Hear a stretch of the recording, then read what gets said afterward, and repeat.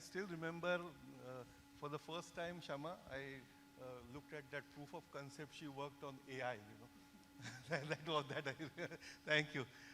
Dr. Roshnak, one of the very active members, whenever something is put on the group, she's the first one to reflect, you know. Over to you. My writing is good, but not speaking. Good morning, everybody. I'd like to express my gratitude to Dr. Shyama, our team leader, because of her unwavering support and guidance during this very short journey from last summer. And also I'd like to acknowledge Professor Bushan, Dr. Kim, and Susan for their whatever I have learned from them. And I also extend my gratitude to Dr. Gita because of his non-stop efforts for facilitating and organizing all the things. And I never forget your magic ringing bell. And also thank to all of you because of all the things that I've learned from you during these 2 days discussions. I also want to point out 3 bulleted notes as all of my colleagues has already mentioned, and because of my research, my speech was about research in the last summer.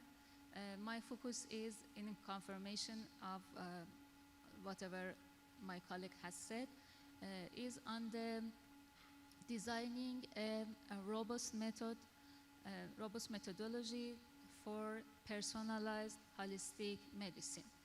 That is a core principle for all kind of traditional medicine school.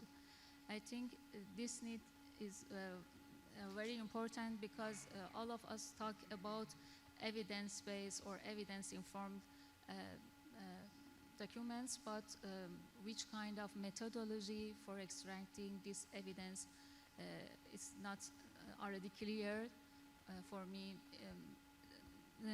This may raise some question. I prefer to read from my notes because I have already prepared my notes early in the morning and try to choose every word very carefully. I don't want to miss any word.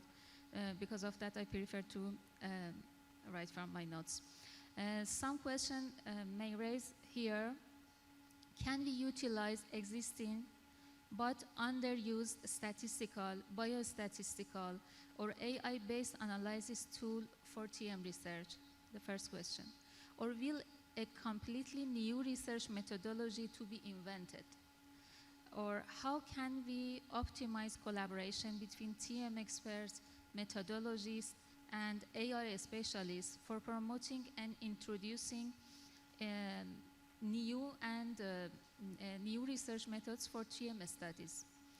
Can the WHO or GTM Center allocate grants to accelerate the convergence of these perspectives for training specialists in the intersection of AI and TM, with hope to have an AI-TM specialist to bridge the gap between these two sections, methodologists and traditional medicine specialists.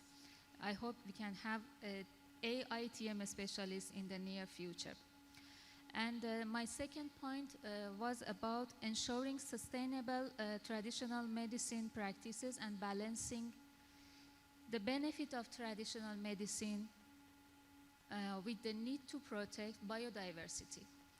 And this was very challenging for me, that how traditional medicine can protect biodiversity. I already spoke with Christina, I think, I don't know if I pronounced her name correctly or not.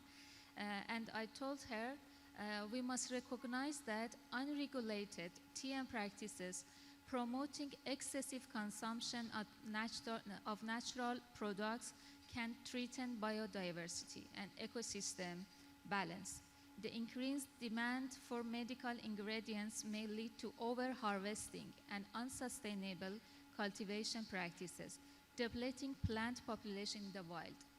And market forces driven primarily by profit motives may prioritize the exploitation of readily available high-demand plants over sustainable and environmentally friendly practices, further exacerbating the strain on national resources. So maybe biodiversity be treated by TCM activities. We should be aware of that trait. And the third point is building a collaborating indigenous knowledge data bank that one question may raise here. How can we effectively and practically involve all types of knowledge holders in contributing their expertise to knowledge bank? It's an important question.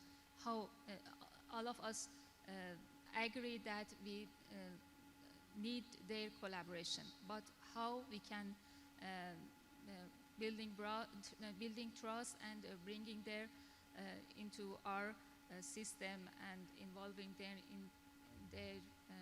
in our activities. I think it is a difficult task for us, and which motives work best? I think we have to prepare a list of motives that was tested and proved that can be give an answer from them. And that is the, I think, for encouraging knowledge holders, we need many different kind of motives because in my experience, some of the some of them doesn't share their knowledge even with money or financial compensative. So we have to find culturally based motives, maybe something like this, and this could be a good starting point for preparing a rich indigenous knowledge bank. That's all, and thank you everybody. I hope to see you soon. Thank you, Dr. Roshna. Thank you very much.